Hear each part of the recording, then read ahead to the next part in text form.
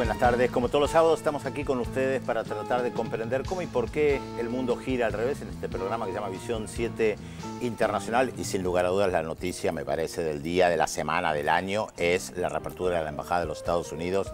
Ayer en La Habana, con ceremonia, con John Kerry ahí, marcando una presencia con sonriente. Con el mar Caribe azul y tranquilo, el malecón estaba hermoso y confrontado a la bandera norteamericana. Es que los ánimos estaban tranquilos. Donde no estuvieron tranquilos esta semana fue en Ecuador, con la marcha de protesta y el paro convocado por algunos sindicatos y algunos movimientos indígenas en contra del gobierno de Rafael Correa, que preparamos un informe especial para analizarlo. También vamos a estar repasando lo que sucede en Puerto Rico, después de que este estado asociado con un estatus diferente que tiene Puerto Rico con respecto a los demás estados de Estados Unidos, también tampoco es una nación soberana como se le entiende, no pudo cumplir con sus compromisos de pagos del 1 de agosto. Por ahora en cesación de pago, formalmente no está en default, pero una situación muy dificultosa, con una deuda de 73.000 millones de dólares, una crisis económica bastante seria y por ahora no está claro cómo va a salir. Vamos a repasar a través de un informe cuál es la situación que está viviendo esta nación centroamericana. Bueno, y además del tema Ecuador, también mañana hay una marcha en Brasil y vamos a charlar un poco sobre este tema vinculado con los procesos latinoamericanos, cómo está México, cómo está este mundo en transformación de lo que vos hablabas, Pedro, y para eso hemos invitado al filósofo Enrique Dussel. Él es argentino, pero se exilió en México y desde entonces adoptó como patria a México, allí desarrolló su actividad intelectual, es un referente de la filosofía del liberalismo, así que va a estar acá con nosotros hablando de la actualidad, de los temas de América Latina y también un poco de teología. Y también en la semana estuvimos con el negociador palestino por el tema Israel, Saeb Erekat. Así que vamos a también ver esa entrevista. Y por estos días el presidente de Ecuador, Rafael Correa, enfrentó protestas y huelgas de campesinos, trabajadores y empresarios en contra de las últimas medidas que adoptó su gobierno.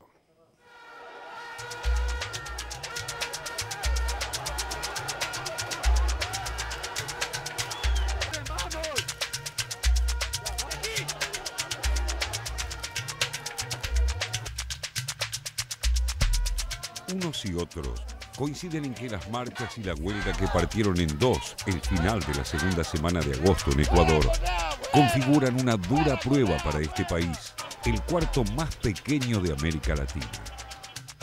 El propio presidente Rafael Correa admitió que las protestas iniciadas el pasado 8 de junio configuran la crisis política más difícil que ha enfrentado desde que asumió hace 8 años, solo comparables con el intento de golpe de Estado que sufrió en septiembre de 2010 y que dejó 10 muertos.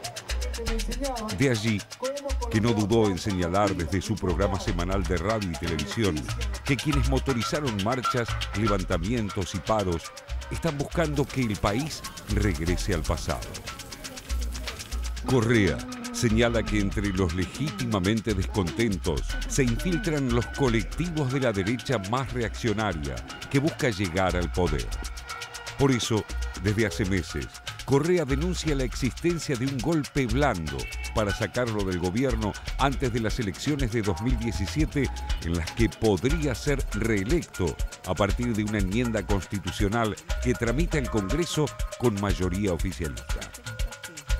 En los últimos años, la economía ecuatoriana se vio fortalecida por los elevados precios del petróleo, habida cuenta que las ventas petroleras constituyen el 50% de los ingresos externos ecuatorianos. Pero desde fines de 2014 comenzó a perder valor y esto impactó de lleno en la economía del país andino. Esto obligó a recortes, nuevas leyes y hasta rebajas de salario, lo que constituyó un caldo de cultivo para sucesivas protestas sociales. En ese contexto, el Ejecutivo envió a la Asamblea Nacional las leyes de impuestos a la herencia y a la plusvalía, que motivó graves protestas y en alguna medida favoreció el agrupamiento opositor. Como un gesto conciliador, El gobierno retiró el proyecto días después de presentarlo, pero no logró con ello disminuir la presión en las calles. La iniciativa, ahora postergada, preveía agravar los patrimonios heredados superiores a $35.400 de forma progresiva, es decir, a mayor legado, mayor impuesto. Actualmente, los herederos solo pagan tributos a partir de los $68.800.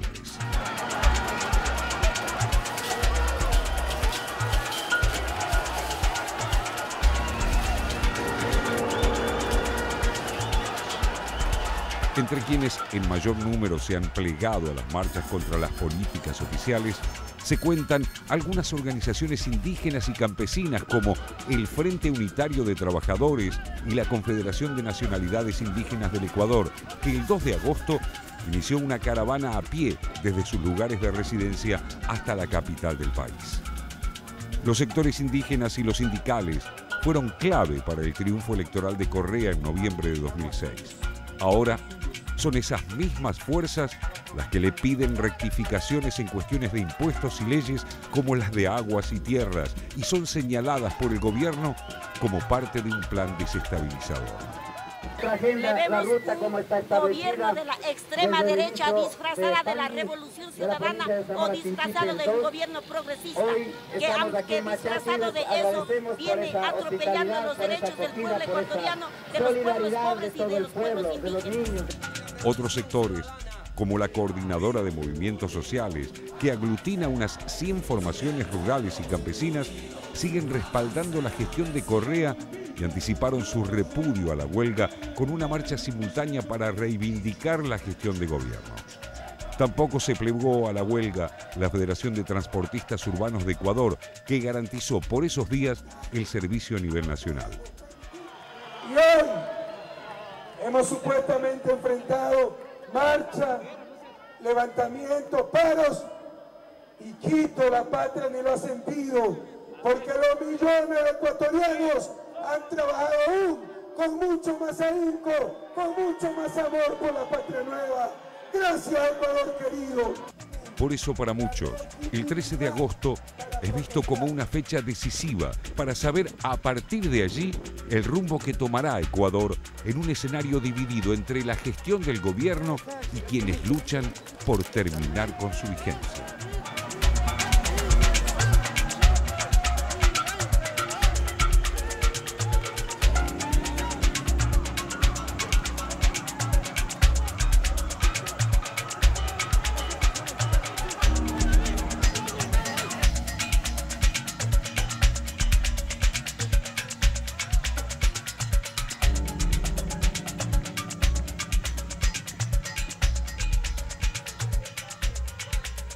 Recuerdo, Raúl, cuando lo entrevistamos una vez juntos al presidente Rafael Correa, ya hace varios años, acá en Buenos Aires, y yo le preguntaba sobre este divorcio que había con los movimientos sociales, y recuerdo que él un poco se enojó. Se molestó. Se molestó, sí, porque el eje de su discurso, y me parece que tiene razón en esto, es que cuando hay elecciones, la inmensa mayoría lo apoya a él, y no a estos movimientos que dicen representar a la mayoría de los campesinos e indígenas, pero después, en el momento de las elecciones, tienen un voto ultra minoritario. Es real que hay un divorcio con alguno de estos movimientos sociales, que se escuchaba incluso en uno de los testimonios. Esto es importante, a mi juicio, marcarlo. Definen al gobierno de Correa como un gobierno burgués y de derecha. O sea, si bien tienen reivindicaciones que aparecen como de izquierda, porque uno podría decir la reforma agraria es un reclamo típico de sectores de izquierda, terminan aliados a la derecha, porque de hecho en este paro también estaban los principales líderes de la derecha en la calle, como el empresario Álvaro Noboa. Claro, los políticos tradicionales. Los políticos tradicionales. Y además hay que recordar que la CONAIE, la Confederación de Nacionalidades Indígenas del Ecuador, convocó a un levantamiento popular e indígena para el 10 de agosto en contra de Correa. O sea que buscaban derrocarlo y fracasaron. Sí, uno de los inconvenientes que tiene en este momento el gobierno de Correa es que algunos de estos reclamos logran algún nivel de consenso, dada la situación económica, digamos. Desde aquel momento que hablábamos con el presidente Correa para este mismo programa, hasta hoy lo que ha sucedido es que algunas de las consecuencias de la crisis internacional se le han volcado encima al gobierno de Ecuador. Entre ellas, el tema de que no logró, otro tema que hablábamos en aquella ocasión y tampoco hubo una respuesta muy clara, es cómo se salía de la dolarización, cómo rompía esa dependencia de no tener una moneda propia. Hasta el día de hoy, Ecuador sigue sin salir. Pero además a esto se le sumó el tema de no poder romper esa dependencia del petróleo como principal instrumento de captación de dólares, es decir, sigue significando prácticamente la mitad de las exportaciones de Ecuador, un petróleo que hoy vale menos de la mitad que el año pasado, con lo cual el deterioro que han tenido las finanzas públicas a raíz de esto se ha volcado en recortes también en las posibilidades de las políticas públicas que desarrolla el gobierno de Correa hacia el interior del país. Y esto indudablemente también está generando algún grado de inquietud social importante, ¿no? Igual es bastante, bueno, digamos que fue, yo estuve hablando con periodistas ecuatorianos y me han comentado que efectivamente la movilización, si bien fue bastante violenta y bastante llamativa justamente por los choques con las policías, que el paro fue prácticamente un fracaso total, no hubo tal paro, el transporte funcionó, o sea que en sí misma el plan del 13 de agosto no prosperó, salvo, bueno, lo que estamos viendo en las imágenes, por ejemplo, ahora en pantalla, que fue los aspectos más violentos provocados por estos grupos que vos señalabas, Pedro, más minoritarios. Pero que tienen la capacidad de cortar rutas e incluso paralizar sectores. Exactamente, ¿sí? Y hacer este tipo, digamos, de situaciones violentas. Pero además lo interesante eran las reivindicaciones. Había dos, por lo menos, que nosotros hemos hablado bastantes veces acá, que era tanto la ley de herencia, que, como decía el informe, es a partir de una cantidad, pero que era en realidad, afecta, según lo dijo el mismo Correa, al 2% de la población, o sea, prácticamente inexistente la cantidad de gente a la que le afecta esa ley, y la ley de plusvalía, que es para evitar la especulación inmobiliaria. Uno de los ejemplos que se ponía era que, por ejemplo, los lotes, los terrenos en el medio del mundo, cuando se estaba por construir el edificio de UNASUR, se vendieron al sexto, se sextuplicaron su valor, porque era para vendérselo al Estado para hacer este edificio. Entonces, para evitar ese tipo de especulación, o bien aceptándola, pero entonces se cobraba un plus, una ley de plusvalía, se cobraba un plus a ese tipo de transacciones especulativas. También afectaba a una cantidad muy minoritaria de personas, y eso llamaba la atención, ¿no? Que siendo, digamos, reivindicaciones tan minoritarias pudiera arrastrar a sectores que no, en realidad que no les afectan sus intereses. Pero no se movilizan por eso. Yo creo que acá hay una agenda propia que tienen voy. Algunos movimientos sociales que tienen una historia de lucha importante en Ecuador, que se enfrentan con Correa, que algunos estuvieron con Correa y otros no, que tienen su propia agenda y que consideran que el gobierno de Correa es como cualquier otro gobierno de derecha. Entonces no están dispuestos ni a acompañar ni a aceptar las medidas de Correa. Y además tienen capacidad efectivamente de generar en algunos sindicatos paros importantes, de bloquear rutas, y creo que es un desafío para estos gobiernos en Ecuador, en Bolivia, por ejemplo, porque Evo Morales también ha sufrido este tipo de paros. El desafío para ellos es, bueno, ver qué hacemos frente a estos sectores, porque me parece que un gobierno progresista no tiene que reprimir. Bueno, es casi lo mismo que le ha pasado a Dilma Rousseff.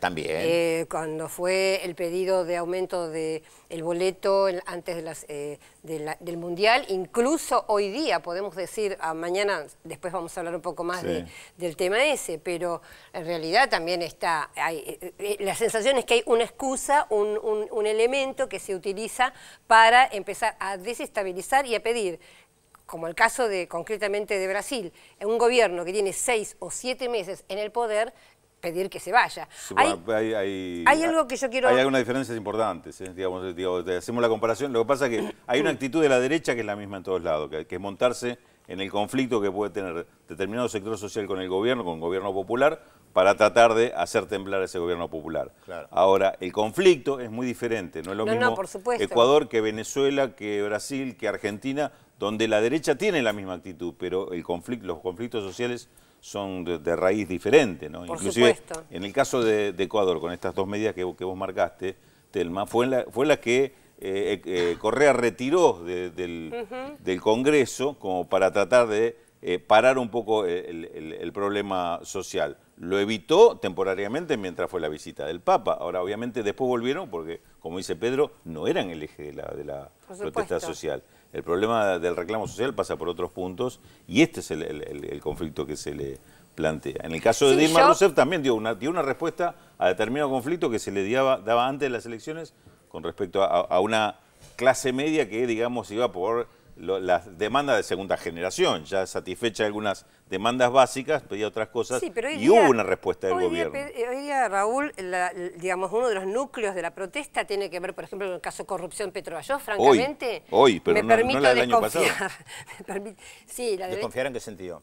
En el sentido de que no creo que los grupos que están abocados a esto estén realmente tan interesados en terminar con la corrupción de Brasil, más que desestabilizar al gobierno de Dilma. Hoy sí, claro, bueno, pero hay sectores que están interesados en que caiga el gobierno, no que se investigue la corrupción, porque están en su propia fila la corrupción. Incluso en aquella época, Rulo, acordate, sí, había un sector que sí pedía el tema del boleto, pero acordate que se empezó a cuestionar si se iban a terminar los estadios o no se iban a terminar, si habían pagado, que entre paréntesis ahora ya hay una investigación con respecto a los estadios de aquel momento y salió que sí, que efectivamente Odebrecht, esto salió ayer, que Odebrecht cobró sobre precios, sí, etcétera. Claro.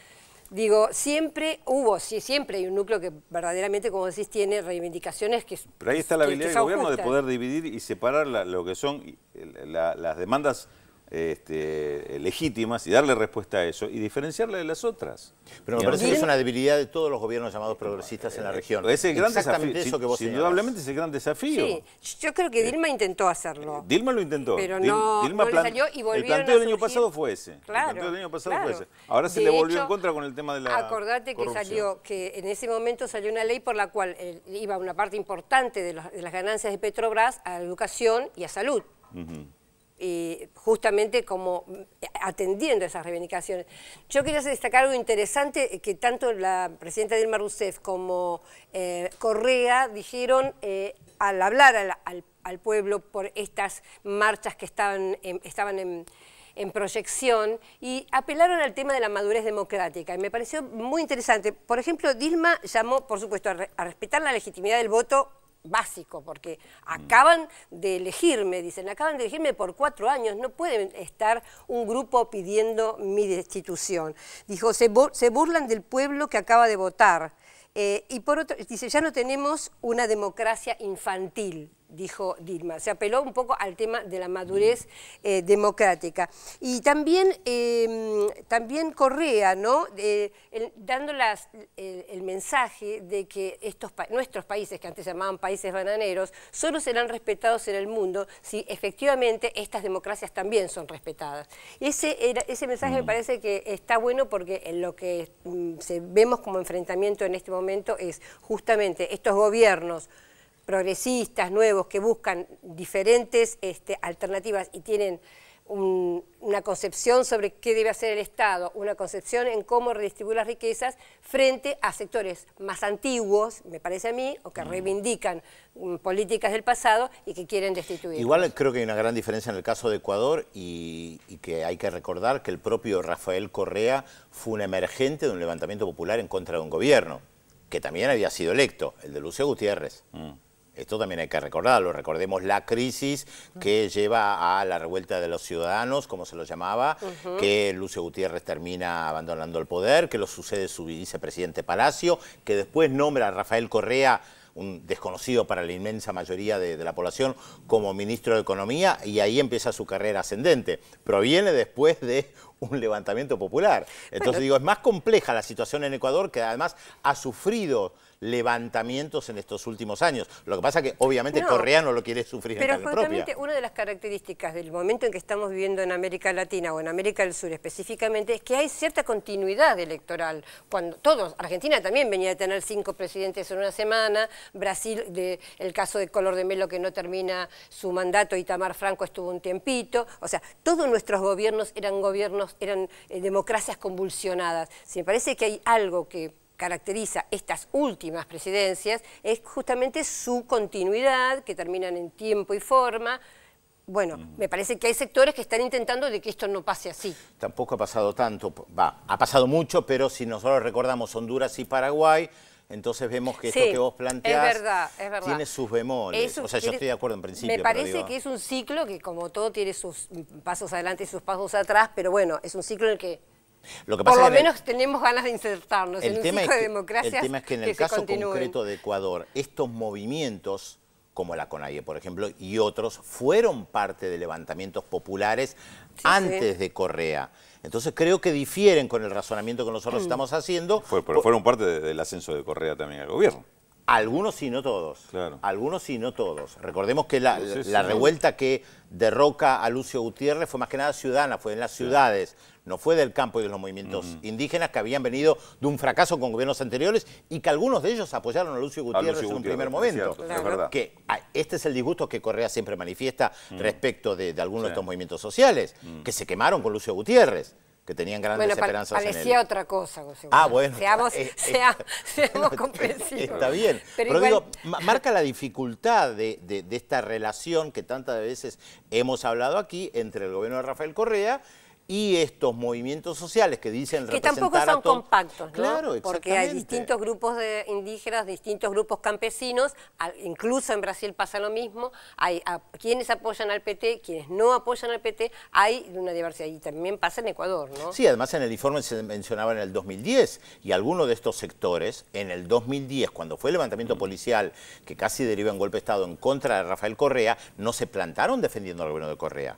Y esto yo creo que Correa no se los perdona.